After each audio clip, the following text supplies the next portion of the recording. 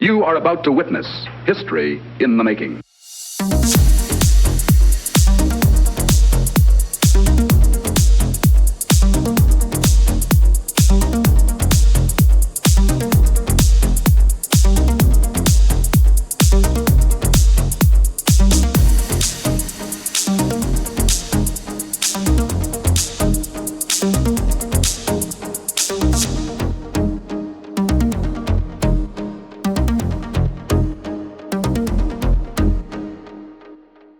Hello, good afternoon, good evening, and welcome to a special edition of the Pop Culture Gamers podcast. I'm not here with my normal co-host Steve, but instead I'm here with a developer from Thumb Soldiers, and his name is David, and he's going to talk to us later on in the podcast about his very innovative controller accessories to improve some of your gaming. But in the meantime, welcome, David, to the podcast. How are you doing? Very well, thank you. Yourself?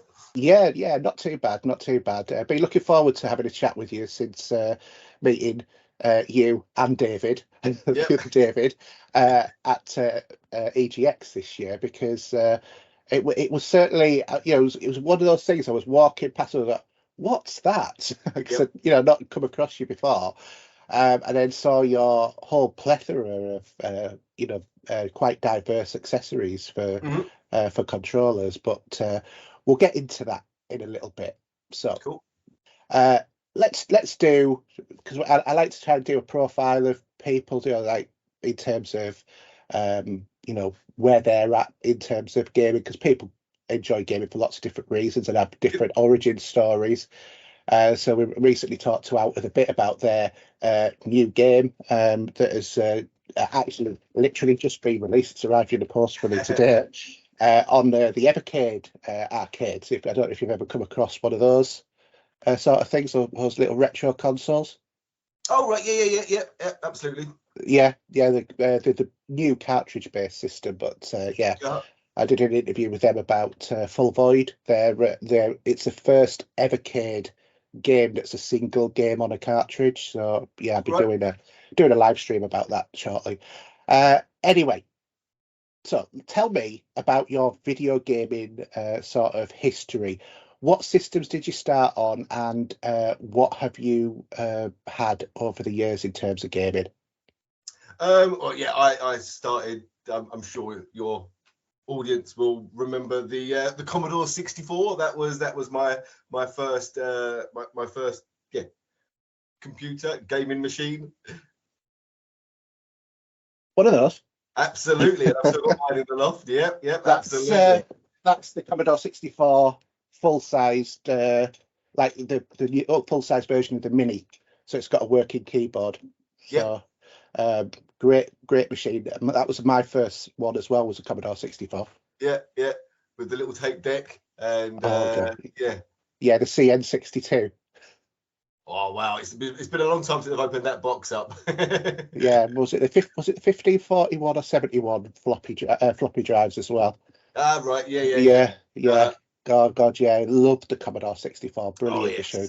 Yeah, absolutely. And then I progressed to the Commodore Amiga with half megabyte upgrade, I might add. Oh yeah, you had to have the full meg, didn't you? Yeah.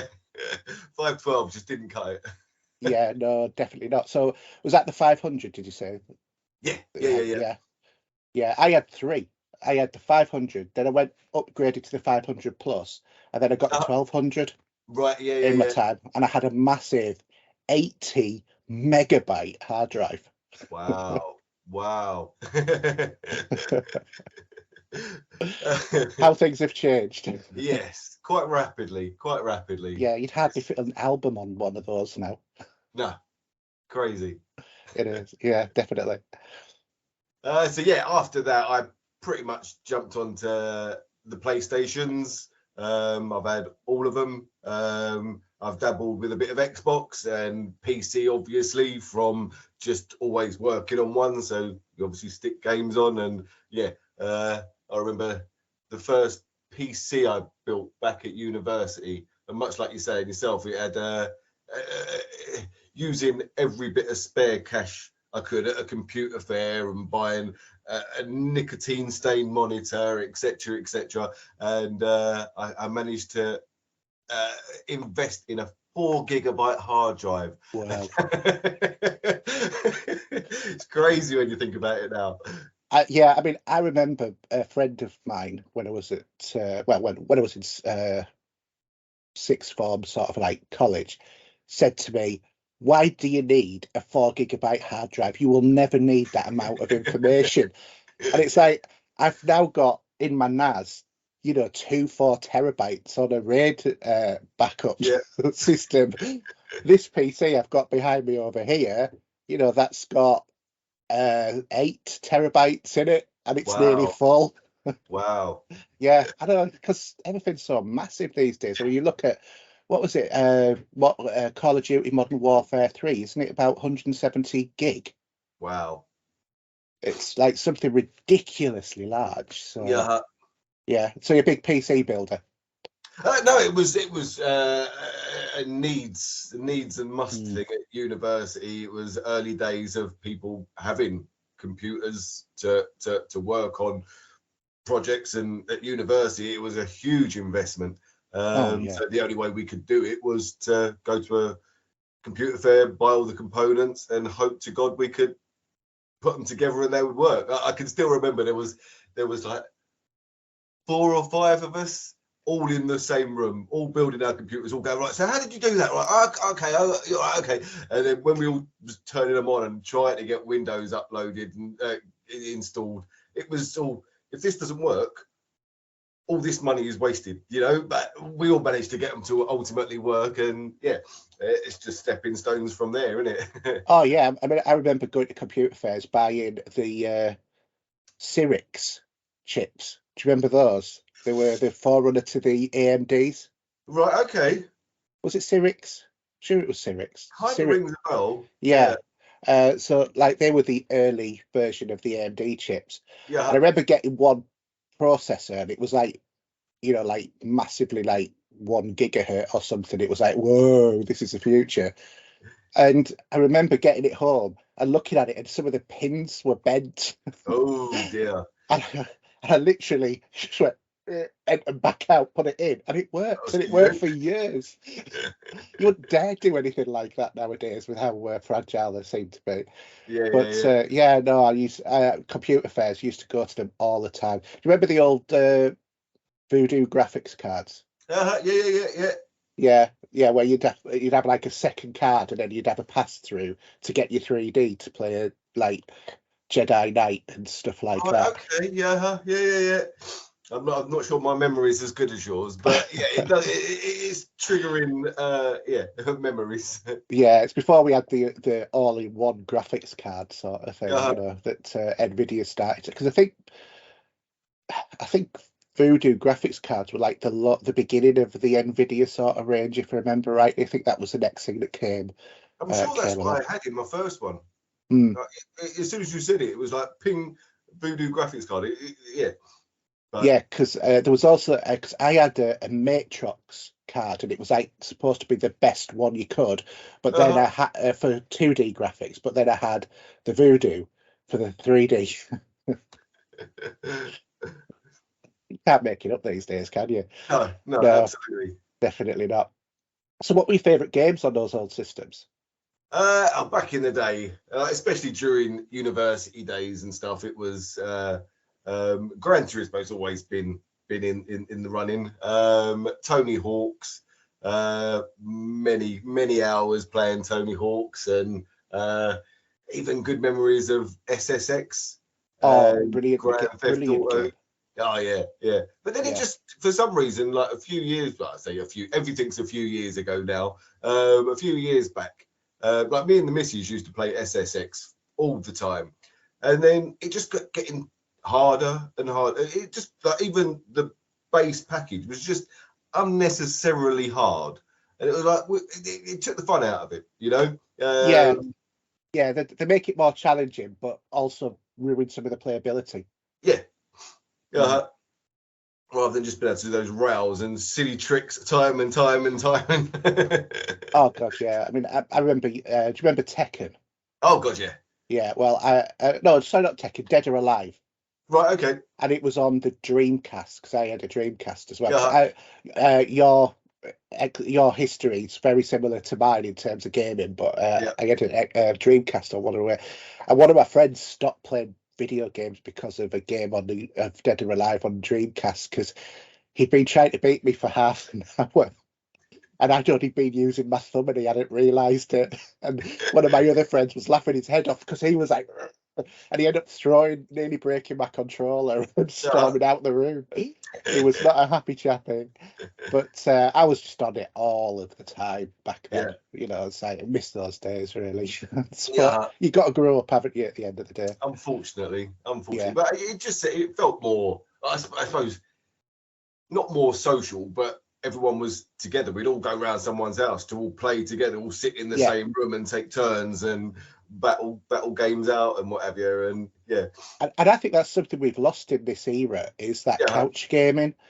And it's like last night for the first time I managed to persuade my son to actually come downstairs, peel himself off his computer, and we played Vampire Survivors. I don't know if you've played that one or not.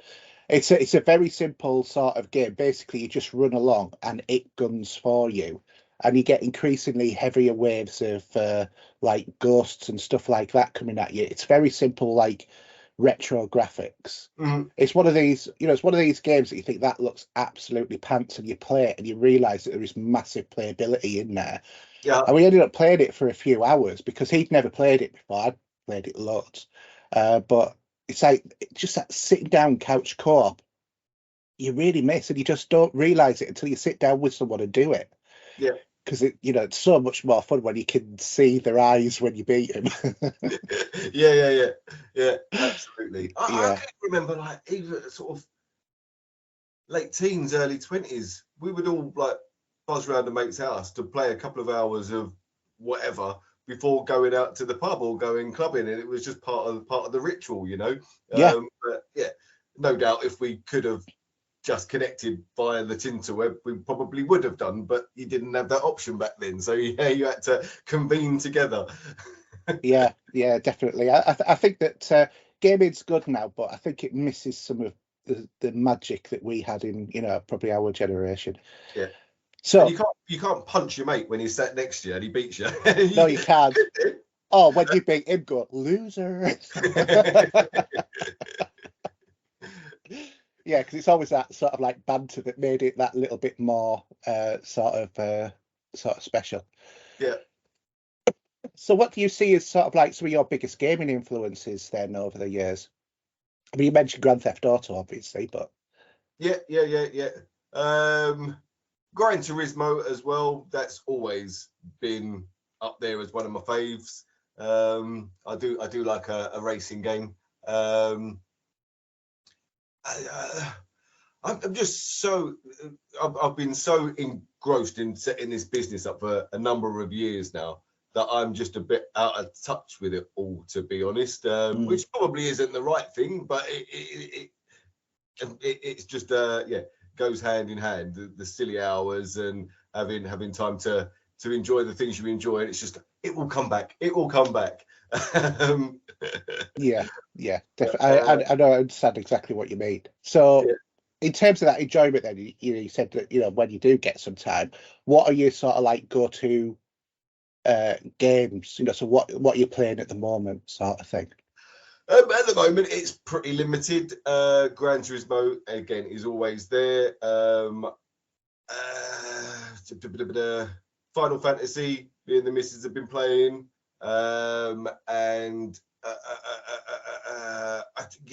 There's probably more games that I want to play than games that I do play. I'm really keen to start playing Starfield and Spider-Man and I'm in a brain fart. And obviously the new COD as well. But they're games that I want to find the time to play, but just don't. Yeah. It's a sorry state of affairs at the moment, that's for sure. It's funny because from a developer's point of view, I can exactly hear what you're saying, Yeah. But as a reviewer sort of point of view, I just want some time to be able to play the games more Yeah. because I'm going from one to another quite quickly. And I've been doing I've been trying, although it's like, it's a bit busier at the moment. Been trying to do like a game of the day or, a couple of days of the week, a game of the day sort of thing, Mhm. and play something completely different and then, put it on our YouTube. Sort of try to do some retro stuff as well because I do Yeah. love retro gaming. It's like just because a game might be 20, 30 years old doesn't mean you have to throw it out. If it's still fun to play, it's still fun to play. Yeah. And ironically, some of the games you didn't find fun are actually now fun. Yeah. Yeah. But Yeah. your gaming taste change. So you say Final Fantasy, is that remake or the original? Not the new one, the one before that. All right. 14. Sorry, 15. I think so. Yeah. Yeah, Kingslayer or whatever. Uh-huh. Yeah. I know the one. I couldn't get into that one. I have to admit, I got sort of like to the bit where you go to the garage and then you go and fight some things in the in the desert, and then just kind of petered out of interest with that. Although Right. Okay. I've got the premium edition of that, but I started. I've completed on the PlayStation the Final Fantasy VII remake, and I've just started it on the PC, and it looks absolutely gorgeous Right. on there. And you definitely want to get on the Spider-Man games if you haven't been on Spider-Man Yeah. 2. Yeah. I've really enjoyed that. It's Yeah. I've been live streaming that over the last few nights. Yeah. But yeah, it's a really good game. Yes. So let's talk about what you've come here to bring to my audience, which is obviously your accessories. Can you tell us about the system and what they're compatible with? So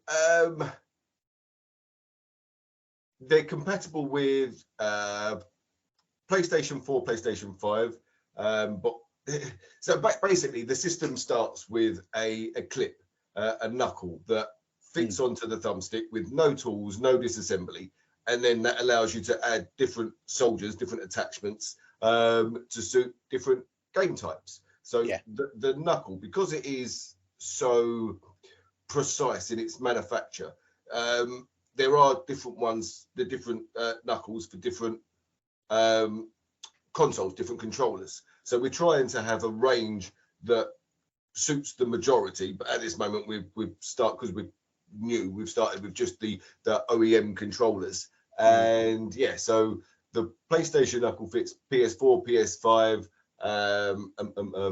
and Switch Pro. The Xbox fits the Xbox One, XS, Elite, and Asus ROG Ally, I believe. And then is that the Switch one? No, that's the Switch one. Then the Switch knuckle fits the Switch and the ROG, I believe. Yes. And then all the soldiers are interchangeable between them all. Yeah. So the knuckles, the base that fits, and then because it goes in like a push in and then a turn, doesn't it? In terms of the connection, and it's really secure as well. I found, there's no wobble. I mean, if because thank you for sending me the review copies, and I'll be you can see the videos of that as we're talking, and I'll be doing some unboxing later on of it as well as separate videos. But in terms of what I found is it's really easy to put on and off as well. Yes. So that you don't once it's on, it's not like you have to keep it on permanently.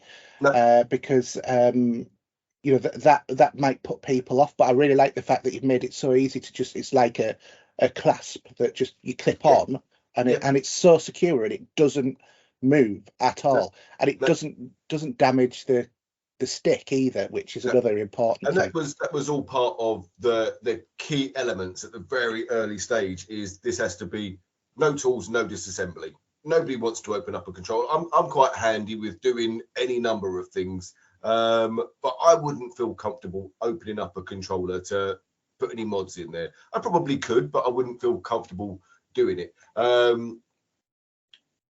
It had to protect and not damage and protect the thumbstick. Ultimately, it had to be simple.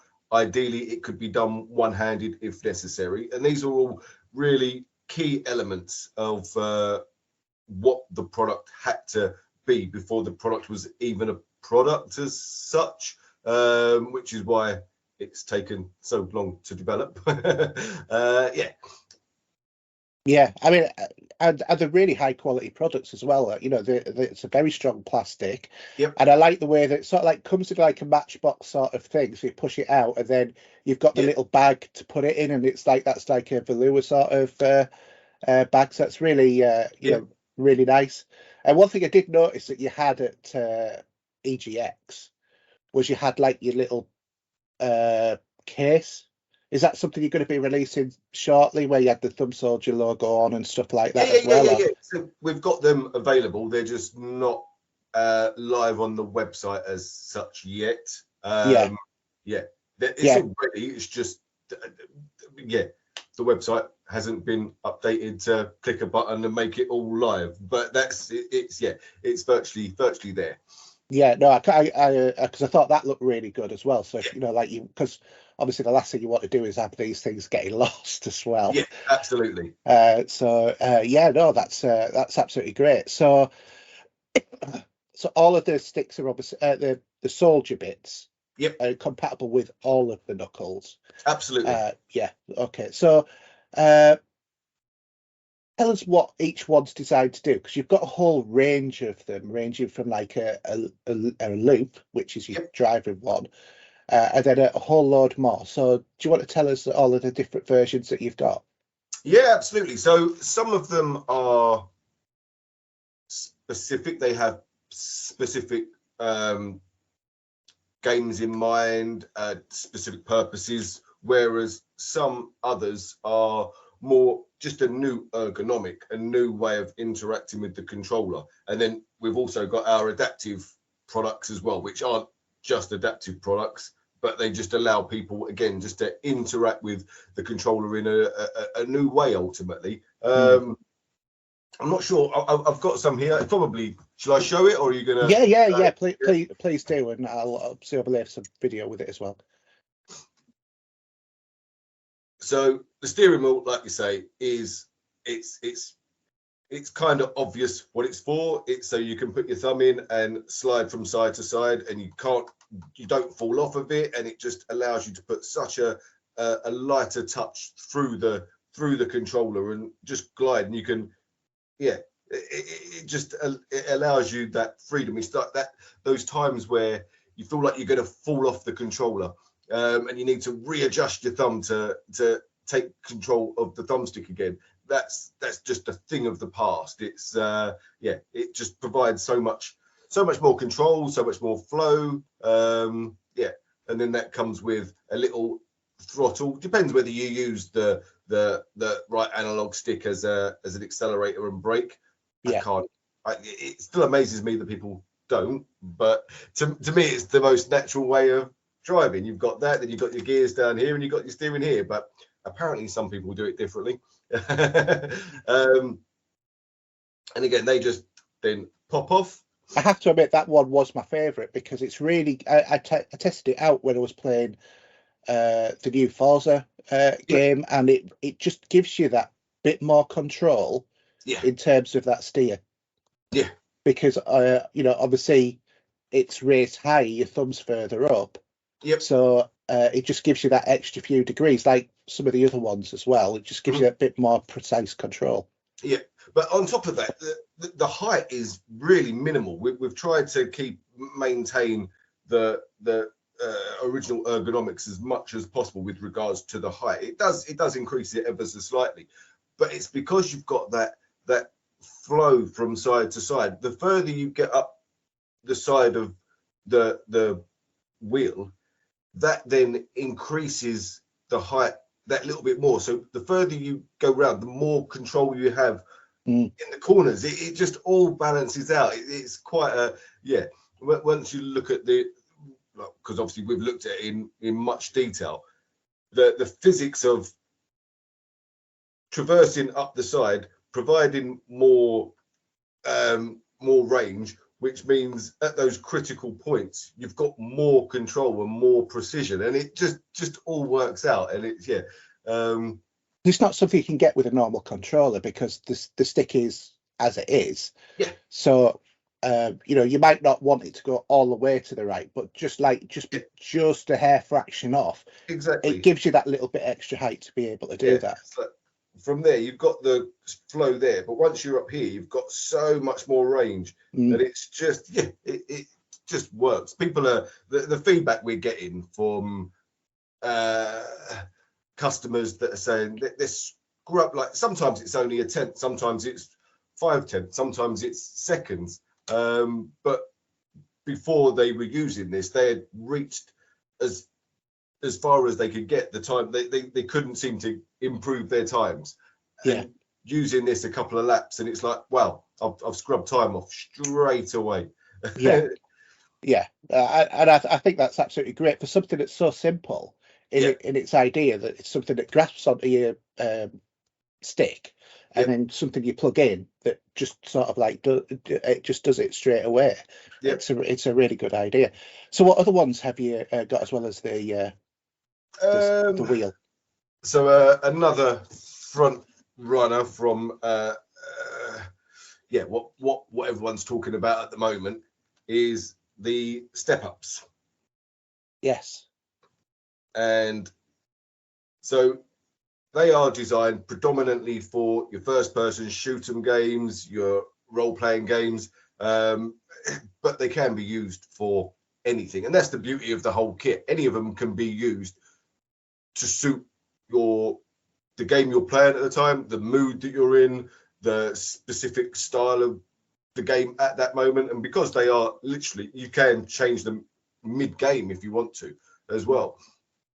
And the step up allows you to have the low level agility for running around and your action elements. But then when you need precision, you step up to the upper level. And again, because you've got so much more range, it just creates precision and accuracy like you've never experienced for creeping, for sniping, for just those micro movements that just come into a game when you need it, and you just instantly switch between the two throughout the game.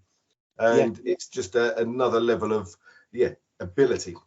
Yeah, because I remember when the other David, showed me this at EGX, and I immediately started to think of like Sniper Elite, where that would be absolutely perfect. When you zoom in and you want that, just that bit more extra range when you going for something like the testicle shot, which is the hardest shot to do in the game, I think. And then you get all of that animation that goes with it. I think because I love that game for that X-ray vision in terms of what's happening to the body. I just think it's absolutely fantastic, because you don't get that in like Call of Duty and that sort of stuff. But I can imagine on Call of Duty that would be really good as well, especially if you're trying to keep away from the enemies, trying to do sniper shots and that sort of stuff. So and because I've tried that as well, and it works really well. It's surprising because it's such in concept it's very, very simple, but in reality, and then you've got the rocker as well, haven't you? The rock and roller. Yeah. So again, this one is, it's more about just having a new ergonomic.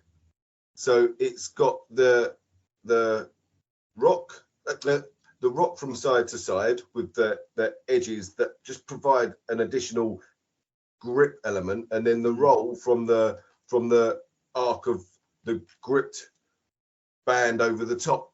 But then you can mount it. If you mount the clip in the different orientation, you can have it sideways as well, and then have the rock forwards and the roll sideways, depending on how you set the knuckles on your controller. And with this one, it's almost one of the most challenging ones to explain to people, because it is purely a new ergonomic. But the thing we say most of the time is people are coming back to us and saying, I don't know why I play so much better with it, but I do. And that is kind of all we've got. it helped people play better than the standard controller, the standard thumbstick. And yeah. Yeah, I can certainly see why, because when I've played with it, it's like I've tried that one on. I'm presuming it's more for your fighting games that you were originally designed that for. Again, to be honest, the rock and roller, it was just something. It's just come out of my head, to be honest. It is purely because I wanted a smoother roll frontwards and backwards and a grip for sideways.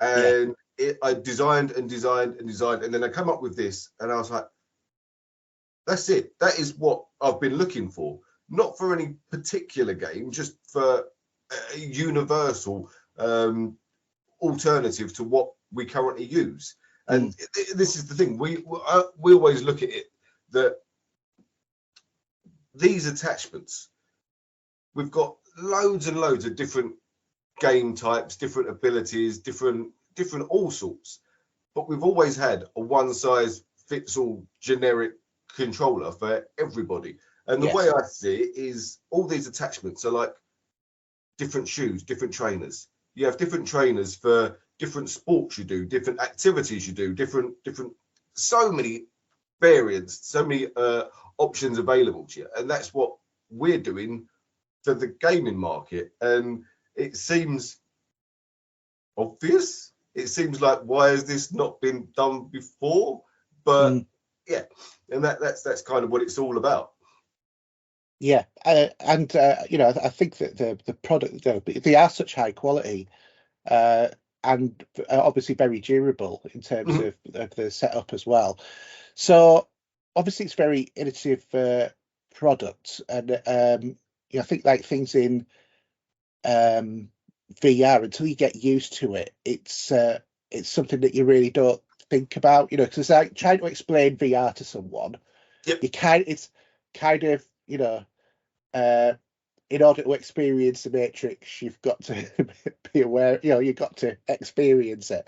You can't really describe it, and VR is very much a product like that. And I think that these controllers are actually very much controller accessories are very much like that as well, because kind of like you can talk about the logic, but until you actually sit and use one, you don't really get it. But once you start playing a game properly, you think, oh, actually, this is making sense to me.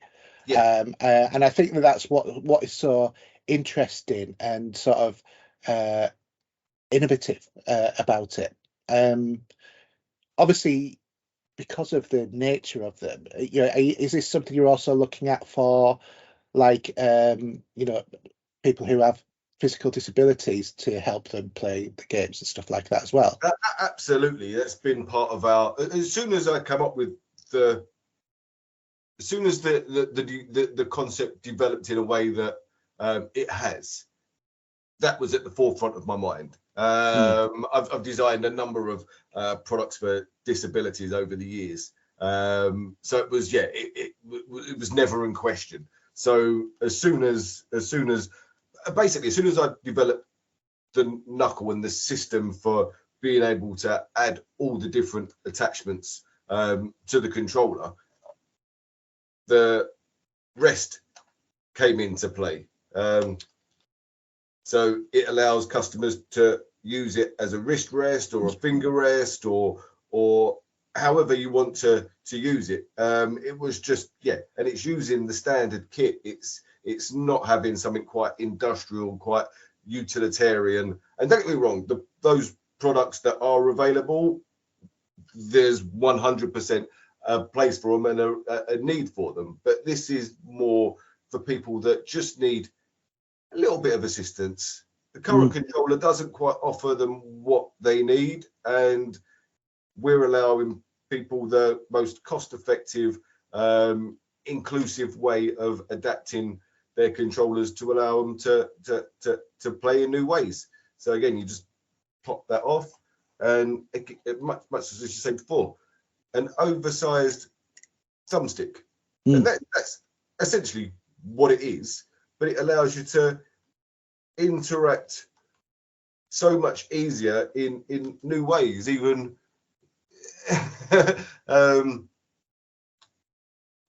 Yeah, and likewise that the bar one that you had there as well, Yep. would allow that similar thing under the chin and stuff like that. Absolutely, yeah.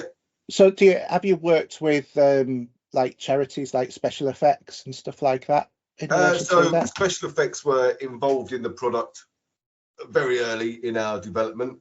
They can't credit what we're doing, even though they have put some posts out recently illustrating the product, which from what we understand is it's virtually unheard of. They can't, because they are a charity, they have to be on the fence essentially.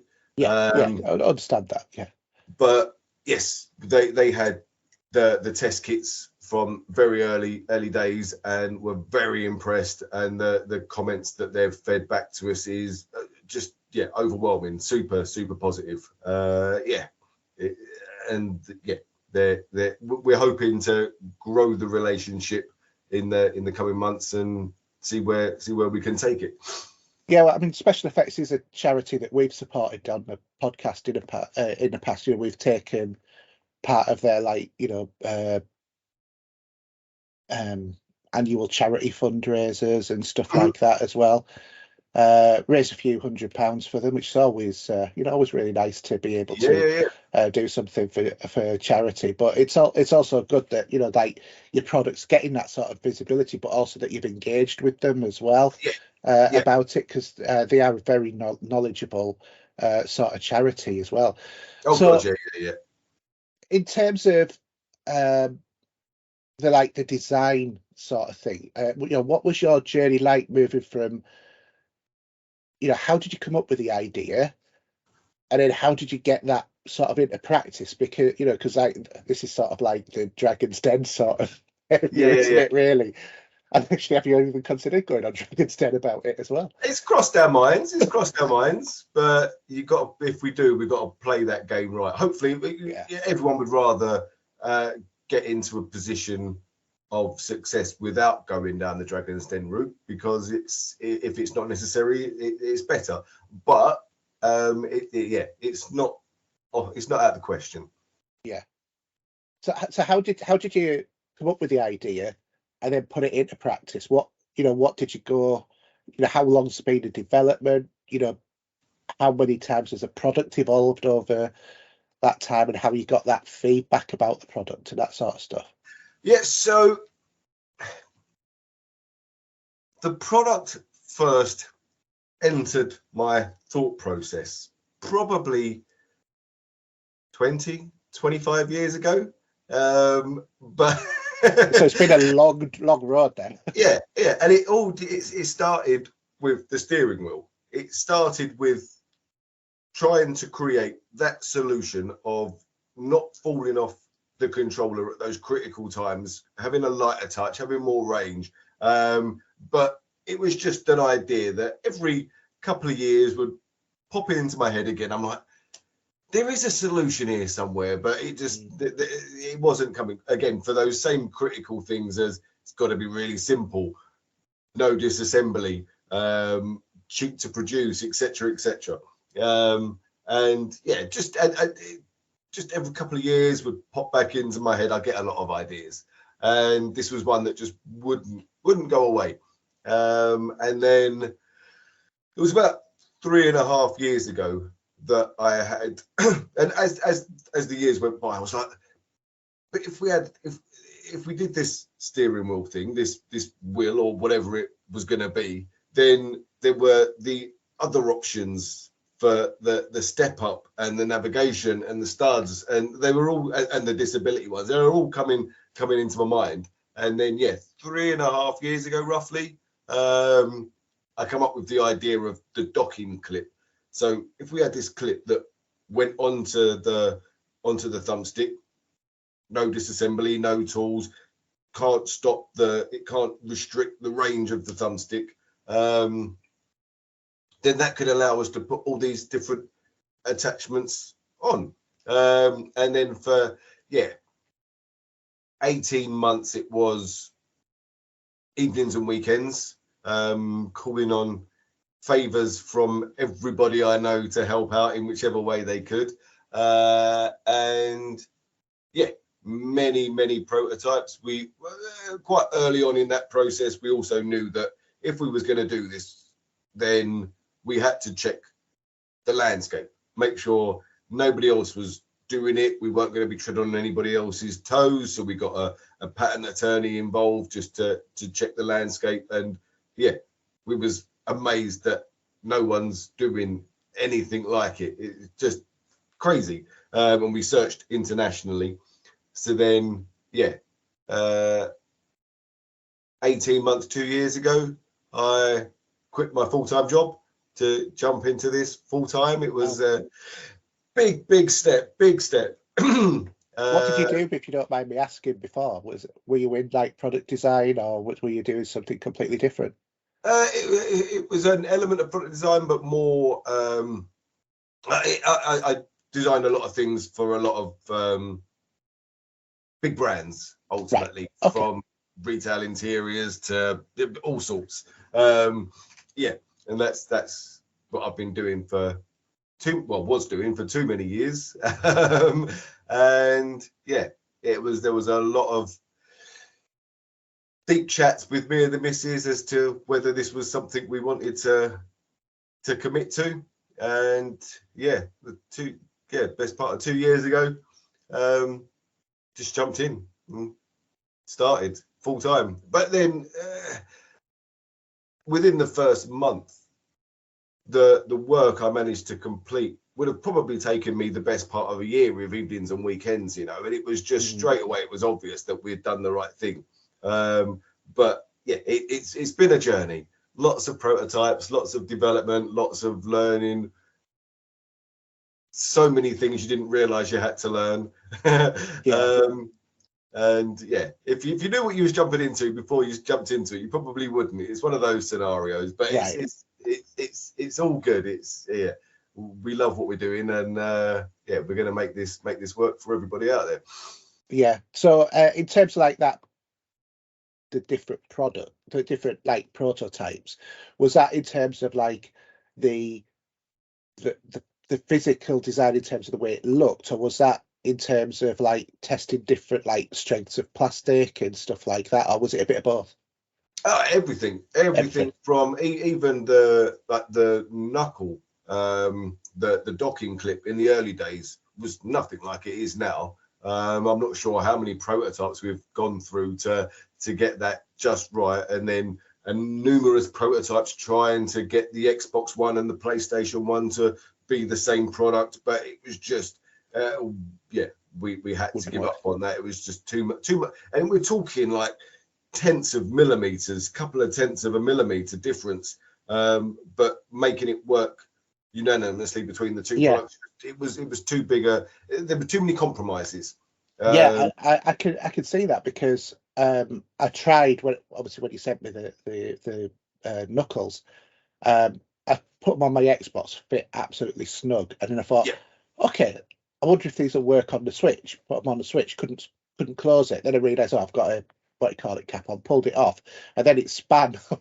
Yeah. And then I tried it on the PlayStation, and it wouldn't close again. And I was sort of like, oh man, it's like, and you look and you hold the, I literally sort of like, got the controllers as you do, and I'm going, but they're the same size. Why don't they? And it's just so small, that very little manufacturing difference. But it's like how those even tenths of millimeters can make a difference to that fitting or not fitting or not even closing, because the PlayStation ones are slightly wider diameter, isn't it? Yep, and the Xbox is ever so slightly deeper as well, which all means it has to all be considered and work, basically. Yeah, and I can imagine that must have took ages to just get that perfect, so it was grippy enough but didn't damage the control. Yeah. So I know you said it's compatible with the series, the Elite control, but have you actually considered doing like special magnetic ones that would just fit straight onto like the Xbox or the Edge? It's definitely an option. We've covered the product and said give us that option. But it's the same as many elements of what we're doing at the moment. We're only launched in the UK at this moment in time. We've only been going for we only launched like 4 months ago. Right. Okay. And rather than going UK Europe or UK Europe and States and just being overwhelmed and in for falling flat on our faces, we wanted to start a little bit smaller within reason, so we can learn a bit as we go along, and then introduce more products and introduce more community to the whole project as we grow, rather than trying to do everything all at once and failing. We can fail smaller on our journey and learn from it. No, definitely the best way, rather than overstretching yourself. So So in the last 4 months, obviously you've gone to a much wider kind of market. I know that there was a lot of crowds around your stall at EGX. So what has the feedback been from members of the community? It's just been incredible. It's just, it was, there's been so many nervous times, as expected. It's like when we did our trial program, it was completely blind. We didn't know anybody that was involved. They didn't know us. Most of the trial program applicants didn't even, all they knew it was to do with gaming. Didn't know what the product was or anything. We wanted it to be as blind as that. And the vast majority, if not all the feedback, was super positive. And we gave everyone the opportunity to be completely honest, and scales of enjoyment and etc., and it was unanimously positive. But until someone spends their hard-earned cash on something, and it's a different thing. So once that feedback started coming in as equally as positive, it was it's overwhelming. It really is. It's we're more so than anything is when you get feedback and emails from people that struggle to play for whatever reasons they had, and they're sending us emails thanking us. It's like, I was going to say not in our wildest dreams. Obviously, in our wildest dreams, that's exactly what we wanted to happen. But you're not gonna rely on it, and it is happening, and it's just it's great. And people complimenting and commenting on so many of the products and how they are genuinely helping their game, and it's just it works. It works beyond our expectations, and there was a lot of scary times up to there, but I mean, because you could say consider it to be quite a niche sort of product, but I think it's one of those things of, if the more people got to play with them in the different versions, the more it would be considered to be, it's not niche at all, it's something that's actually a really good technical innovation for controllers. Yeah, absolutely. That's what we want. It's not for pro gamers. It's just for everybody. Just to, exactly as I was saying before, you're going to play this game. I'm going to put these trainers on my controller for this game. I'm going to put these trainers on for this game. And it's just, it seems so obvious. It seems logical. Logical is the word. And that's what we want to ultimately get to. And we tried to price everything as accessible as possible, so that it is something people can start buying their kits and growing it over time and having more variety and more versatility to their gaming. So thinking about that then, how do people get hold of the kits, and what are the sort of like prices for those? So everything at the moment is on our website. We are setting up Amazon. We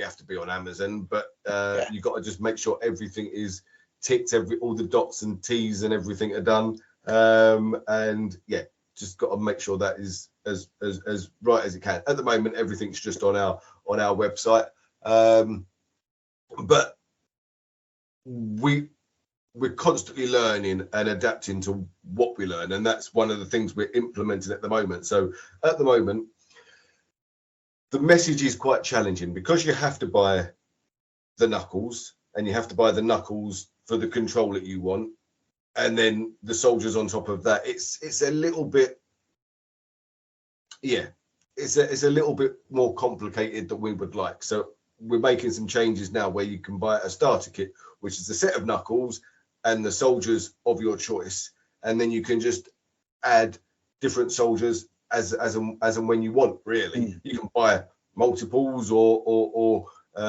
grow it, or it's even the perfect stocking filler once you've got your starter kit, or a starter kit as a stocking filler, or if you've got them, then people can just help you grow your arsenal of soldiers over time. And yeah, get the little case, put them all in there.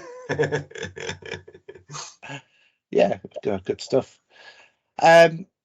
So have you got any more accessories that are coming around the corner, or you know, as you know, because obviously people be giving you feedback and have you thought of and stuff like that. So is there anything exciting that we might look forward to seeing coming out? You know, yeah, we've got a number of products in the waiting. Again, we didn't want to come out with too many. The message is a little bit complicated as it is, so don't want to overcomplicate it. But once the system is more understood, then we can introduce more products. That's our thinking.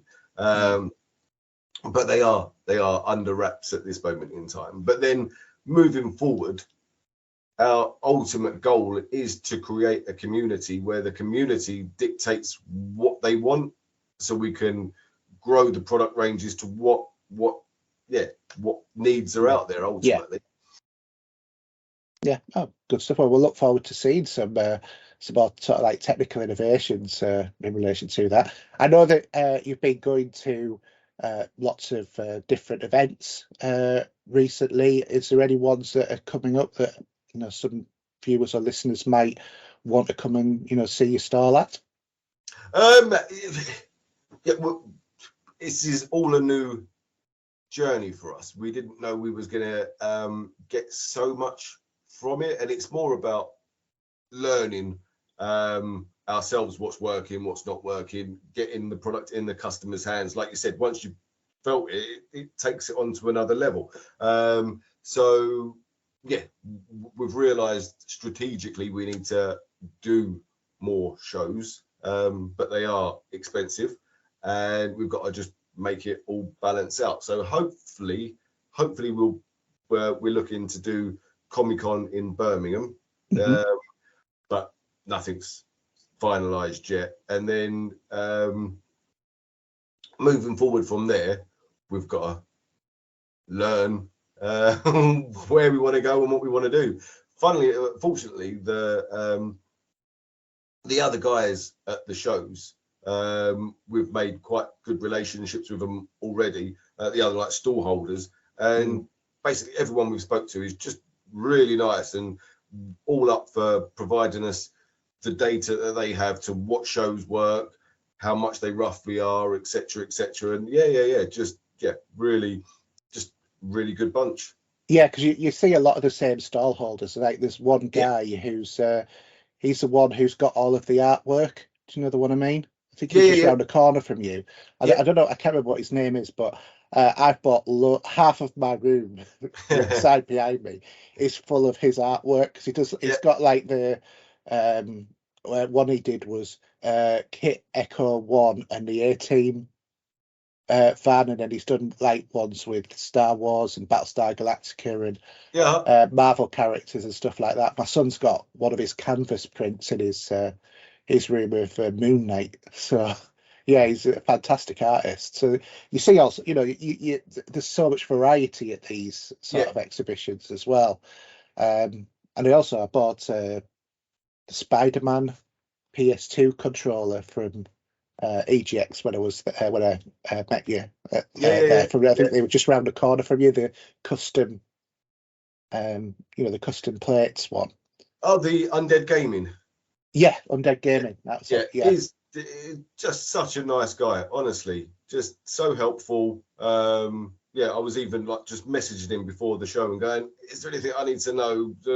He's just coming back, telling me everything I need to know to not trip over, basically. Unbelievable. Such a nice guy. Yeah. Oh, good stuff. Will you be going to Insomnia, do you think, or quite possibly? Possibly. Yes.